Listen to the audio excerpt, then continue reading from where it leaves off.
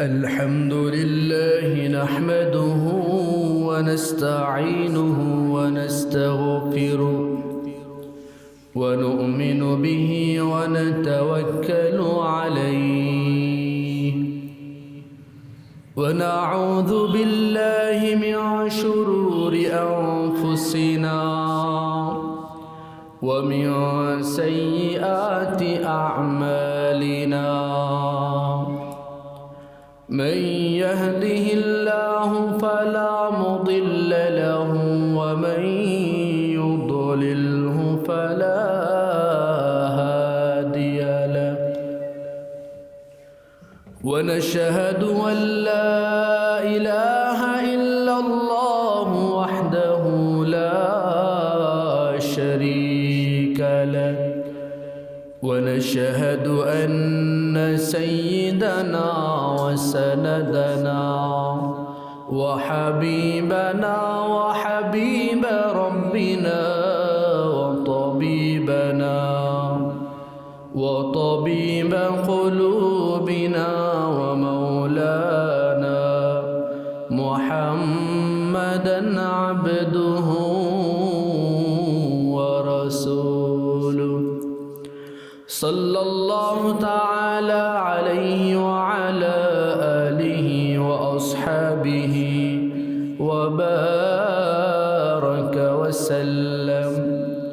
وبارك وسلم تسليما كثيرا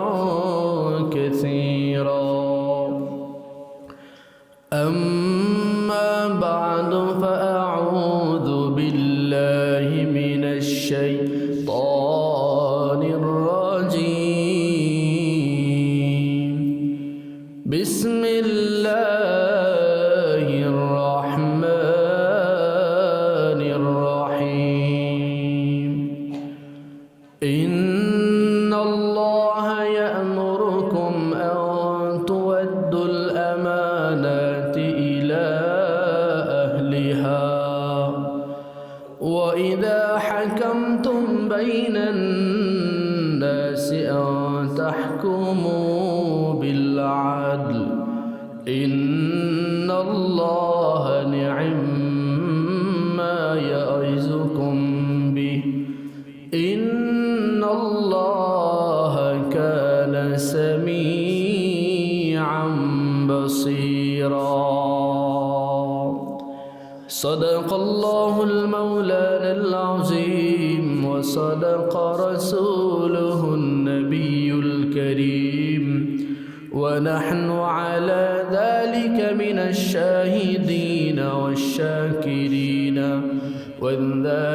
والذاكرين والحمد لله رب العالمين شكل محبة الشهيد الشريف اللهم صل على محمد وعلى آل محمد كما صليت على إبراهيم وعلى آل إبراهيم إنك حميد مجيد اللهم بارك على محمد وعلى آل محمد كما باركت على إبراهيم وعلى آل إبراهيم إنك حميد مجيد بلغ العلا بكماله كشف الدجى بجماله حسنت جميع خصاله صلوا عليه وآله بلغ العلا بكماله كشف الدجى بجماله حسنت جميع خصاله صلوا عليه وآله الحمد لله মহান রব্বুল আলামিনের দরবারে লাখো কোটি শুকরিয়া জ্ঞাপন করছি যে রব্বুল আলামিন আমাদেরকে প্রতি জুমাহের ন্যায় এই জুমাহের দিনে সপ্তাহের শ্রেষ্ঠ দিন সাইয়্যিদুল আইয়াম ইয়াউমুল জুমাতে জুমার নামাজ আদায় করবার উদ্দেশ্যে আল্লাহ রব্বুল আলামিনের ঘর পবিত্র জায়গা মসজিদে আগে আগে আসার বসার দিনই কিছু কথা শুনবার সুযোগ করে দিলেন। সেই জন্য মালিকের দরবারে শুকরিয়া আদায় করে জোরে সোরে বলি আলহামদুলিল্লাহ। মুহতারাম মুসল্লিয়ানে কেরাম, আমরা আজকে সূরাতুন নিসার 58 নম্বর আয়াত, যেটা আমি খুতবায় আলোচনা করেছি, সেটা নিয়ে সংক্ষিপ্ত কিছু কথা শুনব। কারণ এই দুনিয়া এখন আছে, এক সময় যেরকম ছিল না, ভবিষ্যতেও এক সময় থাকবে না। দুনিয়ার মধ্যে আমরা যারা মানুষ হিসাবে বসবাস করতেছি, আমরাও যেমন এক সময় ছিলাম না, আবার এক সময় আমরাও থাকবো না। তো আল্লাহ রব্বুল আলামিন এই দুনিয়াকে বানাইছেন, আবার সে আল্লাহ রব্বুল আলামিন এই দুনিয়ার পরিসমাপ্তি ঘটাবেন। তো সাময়িকভাবে আমরা যা কিছু দেখতেছি, কোনো কিছুই আমাদের না, সব কিছুর মালিক একজন, তিনি কে? আল্লাহ। সব কিছুর একচ্ছত্র অধিপতি আল্লাহ। আল্লাহকে ছাড়া আর কেউ মালিক নয়। তো আমরা যে দেখতেছি আমাদের আশেপাশে জায়গা জমিন আসমান, তারপরে আমাদের অঙ্গ প্রত্যঙ্গ, আমাদের আশেপাশে যা কিছু আমরা দেখছি, এগুলা আবার কিছু কিছু জিনিস আল্লাহ তাআলা একেবারে আমাদের অধিকারের মধ্যে দিয়ে দিয়েছেন, আমাদের মালিকানার মধ্যে দিয়ে দিয়েছেন। এগুলাকে যদিও সাময়িকভাবে মনে হয় যে আমাদের, কিন্তু আসলে এগুলা কিছুই আমাদের না। এই বাড়ি গাড়ি ধন সম্পদ সব কিছু যেরকমভাবে আল্লাহ তাআলার, ঠিক তদ্রূপ আমাদের এই 3.5 হাত বডির মধ্যে যা কিছু আছে, ওগুলোও কিন্তু আল্লাহ তাআলার, ওগুলোর মালিকও কিন্তু আল্লাহ তাআলা। তো আজকের আয়াতের মধ্যে আমরা এটাই জানবো যে সব কিছুর মালিক তো আল্লাহ। তো আল্লাহ তাআলা আমাদেরকে এগুলা দিয়েছেন আমানত হিসাবে। কি হিসাবে? আমানত হিসাবে। তো এই আয়াতের মধ্যে আল্লাহ তাআলা বলেন, ইন্নাল্লাহা ইয়া'মুরুকুম, নিশ্চয়ই আল্লাহ তোমাদেরকে আদেশ করতেছেন, তোমাদেরকে নির্দেশ দিচ্ছেন, আও তুআদ্দুল আমানাত ইলা আহলিহা, তোমরা তোমাদের কাছে যে আমানতগুলো রাখা আছে, এই আমানতগুলোকে তার প্রকৃত মালিকের কাছে বুঝিয়ে দাও। আমানত তার মালিকের কাছে বুঝাইয়া দেওয়ার জন্য আল্লাহ তাআলা নির্দেশ দিচ্ছেন। তো এই আয়াতে কারিমার একটা শানে নুজুল আছে, এটা যদি আমরা বুঝতে পারি তাহলে আরও সহজে আলোচনাটা বোঝা যাবে। শানে নুজুলটা হলো, আল্লাহ রব্বুল আলামিনের হাবিব যখন তার 40তম বৎসর উপনীত হলেন, মক্কার জীবনের মধ্যে আল্লাহ রাসূল ইসলামের শান্তির বাণী মানুষদের কাছে পৌঁছাইতে লাগলেন, দিনের আলোচনা করতে লাগলেন। করতে করতে কাফেররা নির্যাতন করে, কিন্তু নবীজি থেমে যান না, দিন ও ইসলামের আলো ছড়িয়ে দিতেই থাকলেন।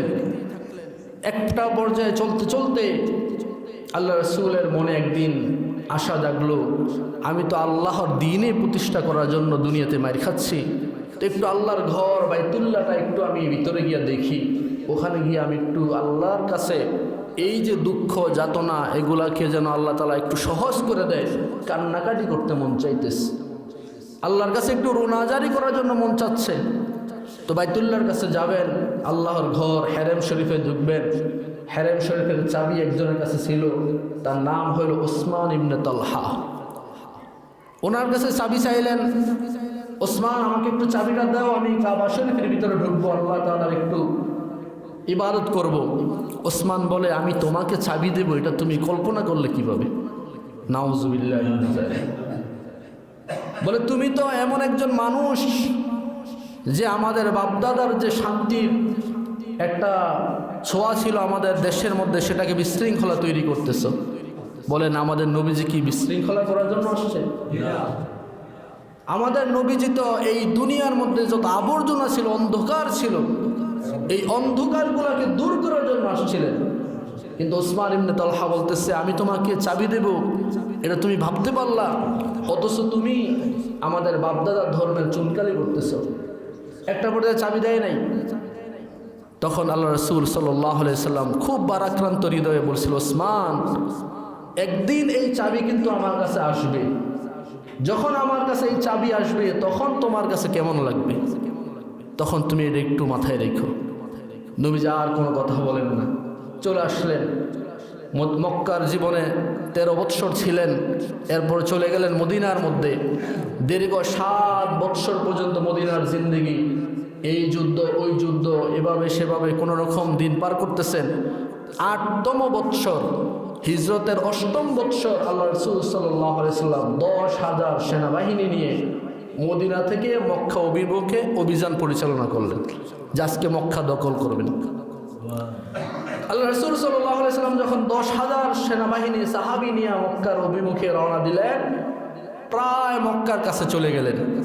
সেখানে গিয়ে মক্কার আশেপাশে একটা জায়গার মধ্যে অবস্থান নিলেন।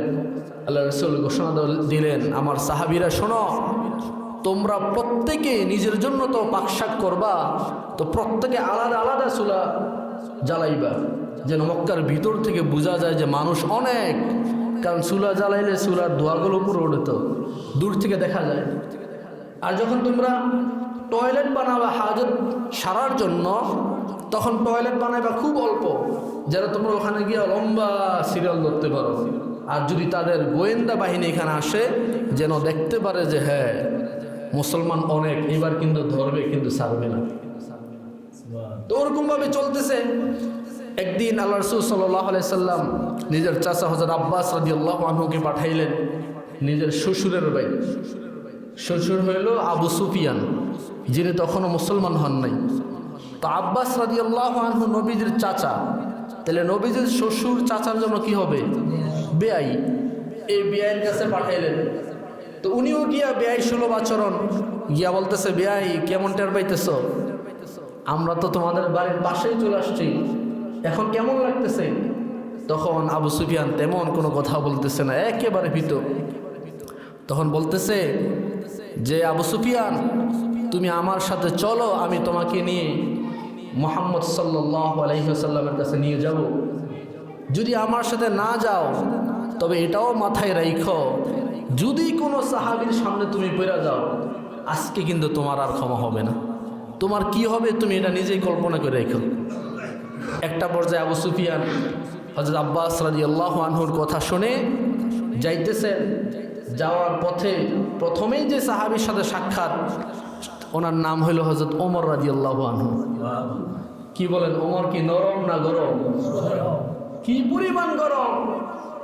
একবার পয়গম্বর আরবি হযরত ওমরকে দেখে হাসতেছে। ওমর রাদিয়াল্লাহু আনহু আল্লাহর রাসূল সাল্লাল্লাহু আলাইহি ওয়াসাল্লামকে জিজ্ঞেস করতেছেন, ওগো পয়গম্বর আলাইহিস সালাতু ওয়াস সালাম, আমি আপনার মজলিসে প্রতিদিন আসি, প্রতিদিন আপনার সোহবত গ্রহণ করি, আপনার থেকে দ্বীন ইসলাম আমি শুনি, সে অনুযায়ী আমি আমল করার চেষ্টা করি। ওগো আল্লাহর নবী, কোনোদিন তো আমাকে দেখে আপনি হাসেন না। আজকে আমি ওমর আপনার মজলিসে আসলাম, ঢুকার আগে আপনি আমাকে দেখে হাসা শুরু করলেন। ও আল্লাহর রাসূল সাল্লাল্লাহু আলাইহি ওয়াসাল্লাম, আমি কি আপনার হাসার কারণ জানতে পারি? পয়গম্বর আলাইহিস সালাতু ওয়াস সালাম ওমরকে বলে, রে ওমর, আমি অন্য কোনো দিন তোমাকে দেখে এত হাসি না, কিন্তু আজকে কেমন যেন আমার ভিতরে হাসির একটা আলামত চিহ্ন ফুটে উঠেছে। এটা কেন তুমি কি জানো?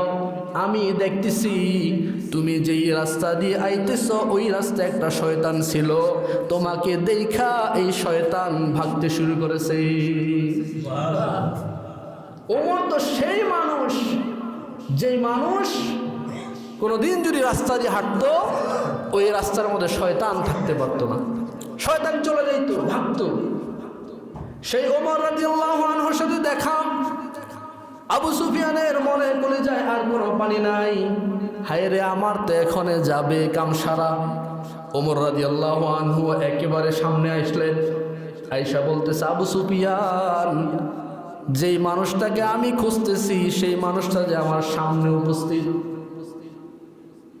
সে যেই মানুষটাকে আমি খুঁজতেছি সেই মানুষটা আমার সামনে উপস্থিত। এখন কি করা যায় তুমি একটু কল্পনা করো। হযরত আব্বাস রাদিয়াল্লাহু আনহু তো পাশেই নিয়ে যাচ্ছে, বলতেছে ওমর থামো, তুমি তোমার হিসাব নিকাশ থাকলে পরে কইরো, কিন্তু এখন আমি এই আবু সুফিয়ানের জিম্মা।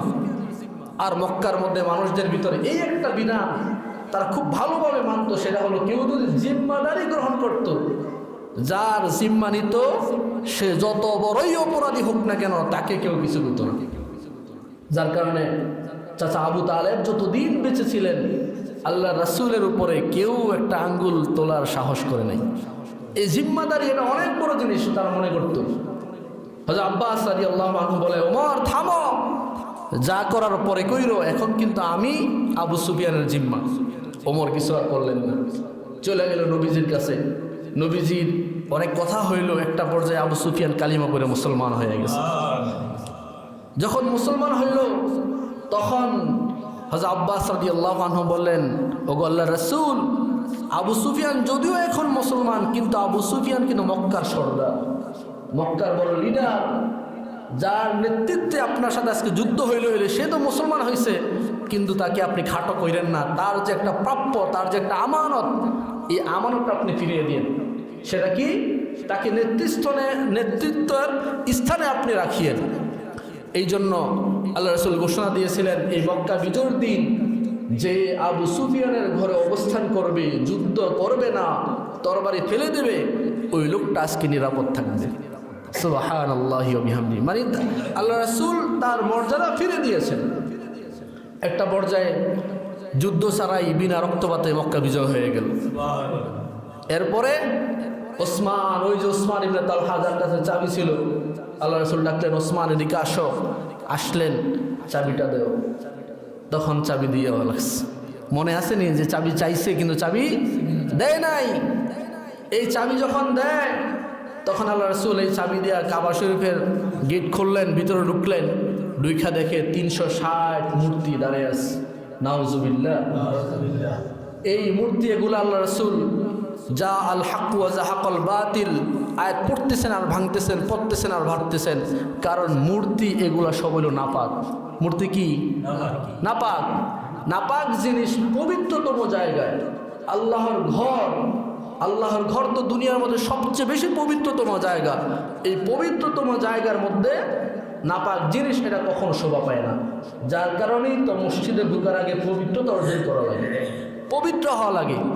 কোরআন শরীফ আল্লাহ তাআলার কালাম ধরার আগে পবিত্র হওয়া লাগে, তারপরে গিয়ে স্পর্শ করা লাগে। কারণ আল্লাহ তাআলা কোরআন কারীমের মধ্যে বলেন ইয়া আইয়ুহাল্লাযীনা আমানু ইয়া আইয়ুহাল্লাযীনা আমানু ইন্নামাল খামরু ওয়াল মাইসিরু ওয়াল আনসাবু ওয়াল আজলাম রিজসুম মিন আমালিশ শাইতান ফাজতানিবুহু লাআল্লাকুম তুফলিহুন। আল্লাহ রাব্বুল আলামিন পবিত্র কালামুল্লাহ শরীফের মধ্যে ইরশাদ করেন ওগো ঈমানদাররা তোমরা শোনো, ইন্নামাল খামর নিশ্চয় মদ, ওয়াল মাইসির এবং জুয়া, ওয়াল আনসাব যেটা নুসুবুনের বহু বচন, আনসাব অর্থ হইল মূর্তি, প্রতিমা, মূর্তি। এগুলা তো বর্তমানে এমনভাবে একটা ট্রেডিশন হয়েছে, দেখবেন অনেকে টেডি বিয়ার করে রাখে, বাচ্চাদেরকে আদর করে কিনা দেয়, বুঝে না এটাও কিন্তু একটা মূর্তি। এই মূর্তি নাপাক। কে বলছে? আল্লাহ। আল্লাহ তাআলা বলতেছেন যে এই মূর্তি এগুলা নাপাক। সুতরাং তোমরা রিজসুম মিন আমালিশ শয়তান, এগুলো যেহেতু শয়তানের পক্ষ থেকে নাপাক, যার কারণে ফাজতানিবুহু এগুলা থেকে নিজেকে বাঁচিয়ে রাখো। মূর্তি যেহেতু নাপাক, এই নাপাক জিনিস থেকে বেঁচে থাকতে হবে, এটা আল্লাহ তাআলার বিধান। বর্তমানে দেখবেন অনেকে ঘরের মধ্যে মূর্তির ছবি, এইটা সেটা অনেক কিছু রেখা দেয়, যেগুলো রাখা সম্পূর্ণ নাপাক হওয়ার কারণে তার ঈমান চলে যাওয়ার একটা কারণ হতে পারে। কারণ যেই ঘরে মূর্তি থাকে ওই ঘরের মধ্যে আল্লাহ তাআলার কোনো ফেরেশতা প্রবেশ করে না। তো আল্লাহ তাআলা এটাই বলেছেন যে হে ঈমানদাররা, যেরকমভাবে মদ নাপাক, যেরকমভাবে জুয়া নাপাক, সেরকমভাবে মূর্তি এগুলো কিন্তু নাপাক। সুতরাং তোমরা যদি সফল হইতে চাও, এই মদ জুয়া এগুলো থেকে নিজেকে বাঁচাইতে হবে এবং মূর্তি থেকেও নিজেদেরকে বাঁচাইতে হবে। যার কারণে আল্লাহ রাসূল পয়গম্বর আলাইহিস সালাতু ওয়াস সালাম মক্কার ভিতরে যে 360 মূর্তি ছিল, এই মূর্তিগুলোকে একটাকে ভাঙতেছেন, এগুলাকে ভাঙতেছেন লাঠি দিয়ে, আর আয়াত পড়তেছেন জা আল হক ওয়া জাহাকাল বাতিল। আজকে সত্য চলে এসেছে, সত্য আসার কারণে মিথ্যা দূরীভূত হয়ে যাবে। মিথ্যা তো দূর হওয়ার জিনিস, এটা তো থাকার জিনিস না। ভাঙতেছেন এগুলা ভাঙতেছেন, হঠাৎ করে দেখেন একটা মূর্তি অনেক উপরে একটা মূর্তি, লাগল পাইতেছেন না। একজন সাহাবীকে ডাকলেন, সাহাবী আসো, তুমি আমার কাঁধে ওঠো, উঠা এই মূর্তিটা ভাঙ্গো। তখন সাহাবী বলতেছে, ও আল্লাহর রাসূল, এটা কিভাবে সম্ভব? আমি সাহাবী, আপনি নবী, আপনার উপর আমি উঠবো? এটা তো হতেই পারে না। আল্লাহ রাসূল বলে, সাহাবী, তুমি যদি আমার উপরে না ওঠো, আমি যদি তোমার উপরে উঠি, তাহলে এমন সময় যদি ওহী নাজিল হয়ে যায়, তুমি কি জানো তুমি এই পাথরের মরুভূমির বা পাথরের যে জমিন, এই জমিন ধইসা একবার নিচে ঢুকে যাইবা। যখন আমি ওটের উপর বসা অবস্থায় থাকি, তখনও যদি কোনো ওহী নাজিল হয়, ওট দাঁড়ায় থাকতে পারে না, এত ভারী জিনিস। যার কারণে ওট বৈশা যেতে বাধ্য হয়। আর আমি যদি তোমার উপরে উঠি, তুমি তো ওহী নাজিল হইলে এই মাটি ফাইটা একবার ভিতরে ঢুকে যাইবা, তুমি তো আস্ত থাকতে পারবে না। তখন একটা পর্যায়ে সাহাবী উপরে উঠলেন, ওই মূর্তি ভাঙলেন, মূর্তি ভাঙা ফেললেন। কারণ আল্লাহ রাসূল সাল্লাল্লাহু আলাইহি ওয়াসাল্লাম জানেন এই মূর্তি নাপাক কোনো জিনিস পবিত্রতম কোনো ঘরের মধ্যে, পবিত্র জায়গার মধ্যে থাকতে পারে না। যেটা আল্লাহ তাআলা কোরআন কারীমের মধ্যে অসংখ্য আয়াতের মধ্যে বলেছেন যে এই পাথর যেগুলা দিয়ে মানুষ মূর্তি বানাইতো, এই পাথরও কিন্তু জাহান্নামে যাবে। জাহান্নামের ইন্ধন হবে দুইটা জিনিস। কয়টা জিনিস? দুইটা। এক হলো মানুষ, ইয়া আইয়ুহাল্লাযীনা আমানু কু আনফুসাকুম ওয়া আহলিকুম নারা ওয়াকুদুহান নাস ওয়াল হিজারা। আল্লাহ রাসূল সাল্লাল্লাহু আলাইহি ওয়াসাল্লাম যখন মূর্তিগুলো ভাঙতেছেন, তখন ওনার ভিতরে মনের মধ্যে এই আয়াতটা সঞ্চার হইল। আল্লাহ তাআলা বলেছেন, ও পয়গম্বর, আপনি জানিয়ে দেন মানুষগুলা যেন নিজেদেরকে জাহান্নামের আগুন থেকে বাঁচায়। তার কারণ হলো জাহান্নামের ইন্ধন হবে মানুষ এবং পাথর। মানুষ তো গুনার কাজ করে, বদ আমল করে, এগুলো জাহান্নামের ইন্ধন হবে, এটা স্বাভাবিক, এটা তো বোঝা যায়। কিন্তু পাথর জাহান্নামের ইন্ধন হবে, এটা তো বোঝা যায় না। কিভাবে সম্ভব? আল্লাহ তাআলা জানায় দেয়, ও হাবিব, এই পাথর দিয়েই তো মানুষ মূর্তি বানায়, আর এই মূর্তির উপাসনা করে মানুষ। যার কারণে কিয়ামতের ময়দানে কাফের বেঈমানদেরকে আল্লাহ তাআলা দেখাইবেন, ও কাফের মুশরিকরা, দেখো দেখো, তোমরা যে জিনিসগুলোর উপাসনা করতা, যেই পাথরের মূর্তির উপাসনা তোমরা করতা, এই পাথরে আমি জাহান্নামে পাঠাইছি, এই পাথরের মূর্তিগুলোই আমি জাহান্নামে বানাইছি। সুতরাং তোমরা নিজেদেরকে কিভাবে জান্নাতি মনে করতে পারো? তোমরাও তো তোমাদের প্রভুরা যেরকমভাবে জাহান্নামে গেছে, তোমরাও তো জাহান্নামের মধ্যে যাবে। আল্লাহ তাআলা এই জন্য মানুষ আর পাথরকে জাহান্নামের ইন্ধন বানাবেন। যার কারণেই তো দেখা যায় বর্তমানে অনেক পাথর এগুলা খুব কান্না করে। পাথরের যেই পাহাড়গুলো আছে, ওখানে যে ঝর্ণাগুলা দেখা যায়, ওলামায়ে কেরাম বলেন, মুফাসসিররা বলেন, এগুলা এমনিতেই আসে না, এই পানিগুলা কেউ কিন্তু ঢালেও না। পাথরের পাহাড়ের যে ঝর্ণাগুলা, এগুলা হইল পাথরের কান্নার চোখের পানি। পাথর কান্না করে। এটা তো পয়গম্বর মূসা আলাইহিস সালামের যুগে মূসা আলাইহিস সালাম শুনতেও পাইছেন। একবার পয়গম্বর মূসা যাইতেছেন, হঠাৎ করে একটা পাথরের কান্নার আওয়াজ ওনার চোখের মধ্যে ভাসছে, ওনার কানের মধ্যে চলে আসছে। মূসা আলাইহিস সালাম জিজ্ঞেস করলেন, ও পাথর, তুমি কেন কান্দো? পাথরের জবান আল্লাহ তাআলা খুলে দিয়েছেন। পাথর বলতেছে, ও পয়গম্বর মূসা, আমি জানি কিয়ামতের ময়দানে যখন কায়েম হয়ে যাবে, যখন আল্লাহ তাআলা জান্নাত জাহান্নামীদের ঘোষণা দিয়ে দিবেন, তখন মানুষ আর পাথর তারাই তো জাহান্নামের ইন্ধন হবে। সুতরাং সেই জাহান্নাম থেকে বাঁচার জন্য আমি আল্লাহর কাছে রোনা জারি করতেছি, আল্লাহ তাআলা যেন আমার এই চোখের পানিগুলা কবুল করে আমাকে জাহান্নাম থেকে নাজাতের ব্যবস্থা করে দেয়। এই পাথর কান্না করতেছে। পয়গম্বর মুসা আল্লাহর কাছে ফরিয়াদ করলেন, ওগো আল্লাহ, এই পাথর তোমার আযাবের ভয়ে, তোমার জাহান্নাম থেকে বাঁচার জন্য তোমার দরবারে কান্নাকাটি করতেছে, তুমি এর দোয়া কবুল করে নাও। পয়গম্বর মুসার দোয়ার বদৌলতে আল্লাহ তাআলা এই পাথরটাকে ঘোষণা দিয়ে দিলেন, দুনিয়ার সব পাথর জাহান্নামে গেলেও কিন্তু এই পাথরটা জাহান্নামে যাবে না, এর জন্য আল্লাহ তাআলা জান্নাতের ব্যবস্থা করে দিয়েছে। তো দেখেন, একটা পাথর জাহান্নামকে এত বেশি পরিমাণে ভয় পাইছে, জাহান্নামে যেতে চায় না, নিজেকে হেফাজত করার জন্য আল্লাহর কাছে কান্নাকাটি শুরু করছে। আর আমরা মানুষ, আমাদের ভূত শক্তি আছে, দ্বি শক্তি আছে, সব কিছু আছে, সব কিছু আমরা জানি শুনি, তারপরেও দেখা যায় জাহান্নাম থেকে আমরা বাঁচতে চাই না, জাহান্নাম থেকে বাঁচা লাগবে। আল্লাহ তাআলা বলেছেন, ইয়া আইয়ুহাল্লাযীনা আমানু কু আনফুসাকুম ওয়া আহলিকুম নারা, ও ইমানদার মুসলমান, নিজেরা জাহান্নাম থেকে বাঁচো এবং নিজেদের আহার পরিবার পরিজনকেও জাহান্নাম থেকে বাঁচাও। এবং বেশি বেশি আল্লাহ তাআলার কাছে দোয়া করো, রব্বানা আতিনা ফিদ দুনিয়া হাসানাতাও ওয়া ফিল আখিরাতি হাসানাতাও ওয়া কিনা আযাবান নার। আল্লাহ রাব্বুল আলামিন তো ওই মানুষদেরকে বেশি ভালোবাসেন যারা আল্লাহর কাছে বলে, ওগো আল্লাহ, আমাকে দুনিয়ার পার্থিব কল্যাণ দান করুন এবং আখিরাতের যত ধরনের ভালাই, যত ধরনের কল্যাণ হতে পারে ওই কল্যাণগুলোও আমাকে দান করেন, সাথে সাথে ওয়াকিনা আযাবান নার, এই জাহান্নাম থেকেও কিন্তু আল্লাহ তুমি আমাকে মাফ করো। জাহান্নাম থেকেও আল্লাহ তাআলার কাছে ফারা চাইতে হবে, কারণ জাহান্নাম এত কঠিন একটা জিনিস। আল্লাহ রাসূল বলেন, দুনিয়ার আগুন তো হাতে লাগলে হাত পুড়ে, পায়ে লাগলে পা পুড়ে, কিন্তু জাহান্নামের আগুন যদি কারো হাতের নখের মধ্যেও লাগে, এই আগুনের এত তেজ ওই বান্দার কলব পুইরা সারখার করে দেবে, এত কঠিন একটা জিনিস।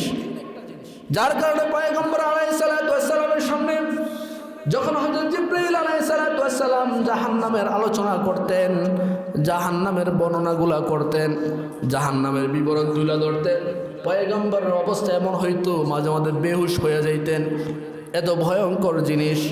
তো জাহান্নাম থেকে বাঁচা লাগবে নি? কি বলেন, জাহান্নাম থেকে বাঁচা দরকার আছে নি? যদি থাকে আল্লাহর কাছে বেশি বেশি দোয়া করা, আল্লাহর কাছে কান্নাকাটি করা, চোখের পানি ফেলা, যদি ফেলতে পারেন, পয়গম্বর জানায় জাহান্নামের ভয়ে যদি কারো চোখ থেকে 2 ফোঁটা অশ্রু ঝরে, আল্লাহ তাআলা ওই চোখের জন্য জাহান্নামের আগুন হারাম করে দেন। তাহলে আল্লাহর কাছে কান্নাকাটি দরকার আছে নি? আছে। জাহান্নাম থেকে বাঁচা লাগবে। অনেক দূর চলে গেছে। তো আমি যেই কথা বলতেছিলাম যে আল্লাহ রাসূল ওই মক্কার মূর্তিগুলা ভাঙতেছেন, ভাঙার পরে যখন আসলেন সাহাবীরা সবাই সামনে যুদ্ধ বিজয়ী, এরপরে আল্লাহ রাসূল এই কাবা শরীফের চাবি কার কাছে দিবেন, এমন সময় হযরত আলী রাদিয়াল্লাহু আসলেন, আয়েশা বলতেছে, ওগো পয়গম্বর, আমাকে এই চাবিটা দেন, আমি এটার দায়িত্বভার নেই। হযরত আব্বাস রাদিয়াল্লাহু আনহু আগে আসলেন, বলে যে পয়গম্বর, মক্কার আশেপাশে অন্য দায়িত্ব যেরকম আমার বংশের লোকেরা আঞ্জাম দিচ্ছে, এই চাবিটাও আমরা বহন করি, আমাদেরকে দেন। তখন আল্লাহ রাসূল কিন্তু কাউকে দেয় না, সাথে সাথে আল্লাহ তাআলা এই আয়াত নাজিল করছেন, ইন্নাল্লাহা ইয়া'মুরুকুম আন তুআদ্দুল আমানাত ইলা আহলিহা। আল্লাহ রাব্বুল আলামিন জানিয়ে দেন, ওগো হাবিব আমার, আপনার কাছে যে আমানতটা আছে, এই আমানতের প্রকৃত হকদার যে, তার কাছে আপনি এটা পৌঁছাইয়া দেন। যার কারণে আল্লাহ রাসূল সাল্লাল্লাহু আলাইহি সাল্লাম হযরত আলীকে চাবি দেয় নাই, হযরত আব্বাস রাদিয়াল্লাহু আনহুকেও চাবি দেয় নাই। চাবি দেওয়ার জন্য ওই যে তলহা, ওসমান ইবনে তলহা রাদিয়াল্লাহু আনহু, ওনাকে ডাকলেন, ডাইকা বলে, ওসমান, এটা নাও, এই চাবি তোমার, তুমি এটা তোমার কাছে রেখেছো, দীর্ঘদিন তুমি কাবা শরীফের খেদমত করেছো, আর এই চাবি আমি তোমার কাছে দিয়ে দিলাম, তুমি জানিয়ে রাখো, এই চাবি তোমার বংশের মাঝেই থাকবে, তোমার বংশের লোকদের কাছেই থাকবে, কিয়ামত পর্যন্ত কোনো জালেম ছাড়া কেউ তোমার কাছ থেকে চাবি নিতে পারবে না। কিয়ামত পর্যন্ত এই কাবা শরীফ যতদিন থাকবে, তোমার বংশের লোকদের কাছে চাবি থাকবে, অন্য কেউ নিতে পারবে না। দেখেন আল্লাহ রাসূল সাল্লাল্লাহু আলাইহি সাল্লাম, ওই যে কথা, আল্লাহ রাসূল গেছিলেন ঢুকার জন্য, দেয় নাই, এরপরেও সব ভুলা নিজের রাগ গুসা সব মাটি করে কি নরম কি একটা আখলাক দেখাইলেন, যার কাছে ছিল তার কাছে আবার চাবি পৌঁছে দিলেন। আল্লাহ রাসূল বলেন, ইন্নামা বুইসতু মাকারিমাল আখলাক। ও জগৎবাসী আমার কথা শোনো, আমি পয়গম্বর আলাইহিস সালাতু ওয়াস সালামকে তো আল্লাহ তাআলা উত্তম চরিত্র দিয়ে বানাইছেন, মাধুর্যময় চরিত্র দিয়ে পাঠাইছেন। যার কারণে দেখা যায় আল্লাহর রাসূলের কথা শুনে অনেক বেদিন কাফের মুসলমান হয়ে গেছে। অনেক মুশরিক এমন আছে যারা আল্লাহর রাসূলের কথা শুনে ব্যবহারে মুগ্ধ হইয়া মুসলমান হয়ে গেছে। এটাই আল্লাহ রাসূল শিক্ষা দেয়, দুনিয়ার মধ্যে যদি তুমি ভালো অবস্থান অর্জন করতে চাও তাহলে মানুষদের সাথে ভালো ব্যবহার করো, নম্র আচরণ করো। কারণ দুনিয়ার মানুষের মানবীয় একটা গুণ হইল, যে বেশি কর্কশ হয়, যে বেশি রাগী হয় তার কাছে মানুষ যাইতে চায় না, তাকে মানুষ পছন্দ করে না। কিন্তু যে নরম স্বভাবের হয়, ভালো হয়, তাকে মানুষ মন থেকে ভালোবাসে, তার কাছে গিয়া দুঃখ সুখের কথা বলতে মন চায়, তার কাছে মানুষ ভিড়। এটাই দুনিয়ার নিজাম। আল্লাহ রাসূলকে তো আল্লাহ তাআলা উত্তম চরিত্র দিয়ে পাঠাইছেন, যার কারণে রাগ গোসা সব ভুইলা যার আমানত তার কাছে পৌঁছে দিয়েছেন। আল্লাহ রাসূল যেহেতু আমানতদারের কাছে আমানত বুঝাই দিয়েছেন, ঠিক তদ্রূপভাবে আল্লাহ তাআলা আমার হাত, আমার পাও, আমার মুখ, আমার কান, আমার চোখ, এগুলো কিন্তু আল্লাহ তাআলা আমাদের প্রত্যেকের কাছে আমানত হিসাবে দিয়েছেন। আমানত হিসাবে দেওয়ার কারণে কাল কিয়ামতের ময়দানে কিন্তু আল্লাহর কাছে এগুলো বুঝাই দেওয়া লাগবে। সেই দিন আপনি সঠিকভাবে বুঝাই দিতে পারবেন কিনা, এই দুনিয়ার হায়াতের মধ্যে এটা একটু ক্যালকুলেশন করে নেন, একটু হিসাব করে নেন। এই অঙ্গ প্রত্যঙ্গ যেগুলো আল্লাহ তাআলা আপনার কাছে আমানত রেখেছেন, এগুলো দিয়ে কি আপনি ভালো করতেছেন নাকি খারাপ করতেছেন? যদি ভালো কাজ করেন, নেক আমল করেন, তাহলে তো বলা বাহুল্য যে এটা আপনি আমানতের হেফাজত করতেছেন। আর যদি এগুলাকে আপনি খারাপ কাজে ব্যবহার করেন, তাহলে জানিয়ে রাখেন এটা কিন্তু আপনি আমানতের খেয়ানত করতেছেন। যদি আমরা এই অঙ্গ প্রত্যঙ্গ এগুলা দিয়া গুনার কাজ করি, তাহলেই এগুলো আমানতের খেয়ানত হয়ে যায়।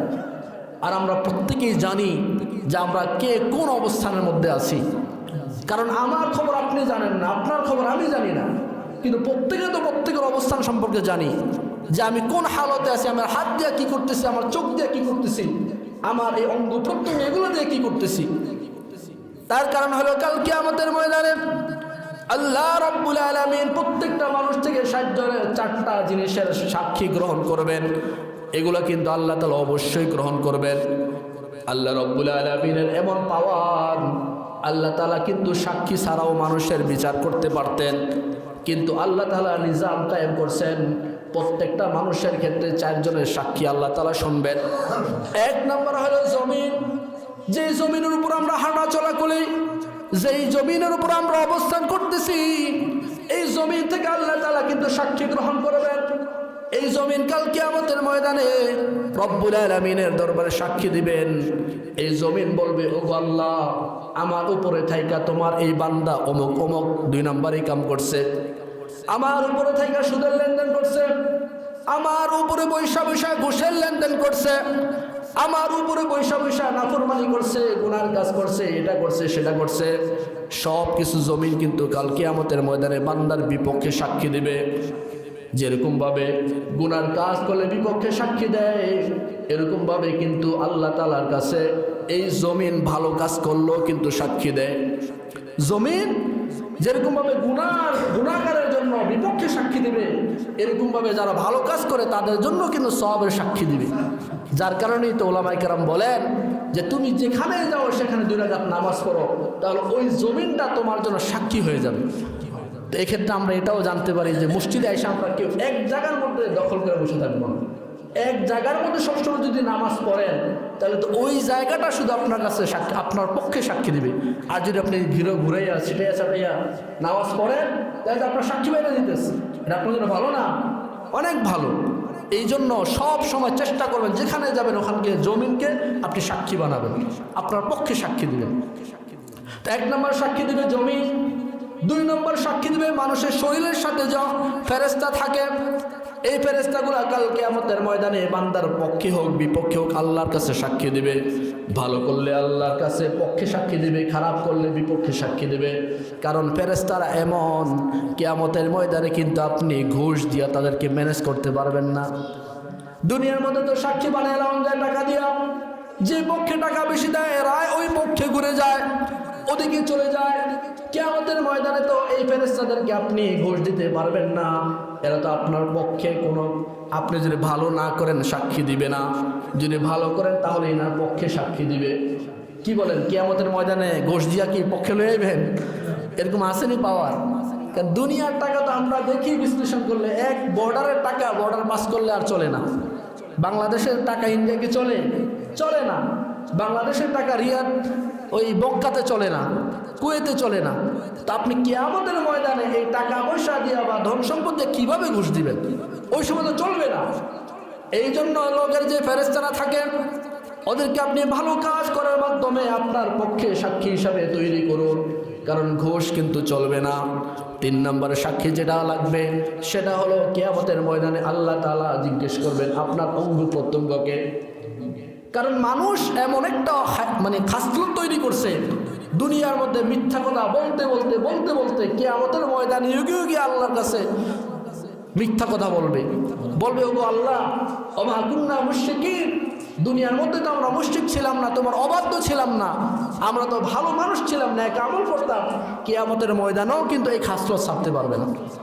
দেখেন আল্লাহ রাসূল জীবনে কোনোদিন মিথ্যা বলে নাই, আর আমাদের জীবনে কয়টা সত্য কথা বলছি এটা হিসাব করলে বোঝা যাবে একেবারে অল্প।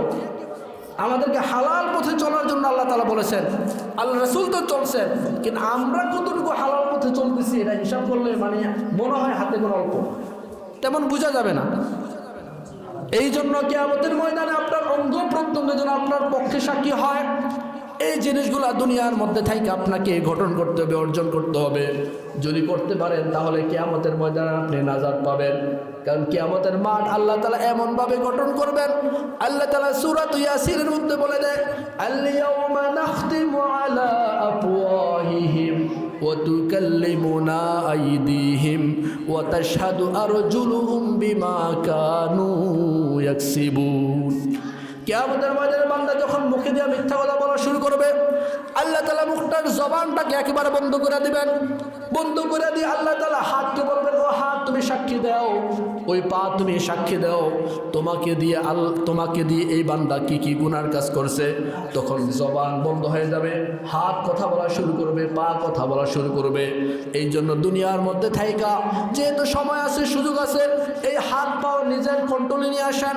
ভালো কাজ বেশি বেশি করার চেষ্টা করুন, খারাপ কাজ থেকে নিজেকে বিরত রাখুন, তাহলেই না আমানতের হক আদায় হবে। যদি ভালো কাজ না করে খারাপ কাজ করেন তাহলে তো আমানতের হক আদায় হলো না। আমানতের হক যদি আদায় না হয় তাহলে তো ধরা খেয়ে যাবে। কারণ এই হাত এগুলো যে কিয়ামতের ময়দানে সাক্ষী হবে আল্লাহর পক্ষে, এটা বিশ্বাস হয়নি। দুনিয়ার মধ্যেই তো আল্লাহ তাআলা মাঝে মাঝে দেখায় দেয় যে হাত তোমাকে আমি দিয়েছি, এটা তোমার না, এটা আমার। আল্লাহ তাআলা মাঝে মধ্যে দেখবেন প্যারালাইসিস দিয়ে, স্ট্রোক দিয়ে হাত বন্ধ করে দেয়, করে না? মাঝে মধ্যে মানুষ প্যারালাইসিস হয়ে যায়, তার হাত দুনিয়াতে সে সুস্থ, হাত থাকার পরেও সে হাত লাড়তে পারে না, পা থাকার পরেও পা দিয়ে কোথাও যাইতে পারে না। দুনিয়ার মধ্যে আল্লাহ সিস্টেম দেখায় দেয় যে হ্যাঁ এটা হাত তোমার না, যদিও সাময়িকভাবে তোমাকে দিয়েছি তোমাকে ব্যবহার করার জন্য, এটার প্রকৃত মালিক কিন্তু আমি কিন্তু এটাকে চাবিকাঠি ঘুরাই। এই যে শরীর যেটাকে আমি আমার বলতেছি, আমি আপন হিসাবে নিচ্ছি, এই শরীরও কিন্তু আমাদের না, এটা কিন্তু আল্লাহ। যার কারণে দেখা যায় যদি জ্বর 100-র উপরে উঠতে যায় কাঁপাকাঁপি শুরু হয়ে যায়, আর যদি 104-এর উপরে উঠতে যায় তাইলে তো দৌড়াদৌড়ির আর শেষ থাকে না। সাথে যদি একটু ঘন ঘন টয়লেটে যাওয়ানো লাগে, পাতলা পায়খানা হয়, তাহলে খেলাটা কেমন হয়, আর একটু বেড়ে যায়। আবার সাথে সাথে যদি আর একটু বমি হয়, ঘন ঘন বমি হয়, ঘন ঘন টয়লেটে যাওয়ানো লাগে, আর জ্বর 104-এর উপরে, তাহলে চিন্তা করেন কীরকম। তার মানে এটা বুঝাইতে চাইলাম যে এই শরীর যেগুলো আমার বলতেছে এগুলো কিন্তু আমার না, এগুলোর মালিক একজন, তিনি কে? আল্লাহ। তো আল্লাহ তাআলার যেহেতু, সেহেতু আল্লাহর কাজ করার দরকার আসেনি? যদি করেন তাইলেই না পক্ষে সাক্ষী হইব, আর যদি না করেন গুনার কাজ করেন তাহলে তো পক্ষে হবে না, সেদিন তো বিপক্ষে চলে যাবে। এই জন্য যে কথাগুলো বললাম, সময় আমার প্রায় শেষ, এই কথাগুলোর মধ্যে যেগুলো আমলীয় কথা, নেকির কথা, আমল করা তৌফিক দান করুক আমাদের সবাইকে, সবাই পড়ি আমিন। যে কথাগুলো বললাম আমরা সবাই মানার চেষ্টা করবো। ওয়া আখির দাওয়ানা আলহামদুলিল্লাহি রাব্বিল আলামিন। যারা সুন্নাত পড়ে নেই, যারা সুন্নাত পড়ে।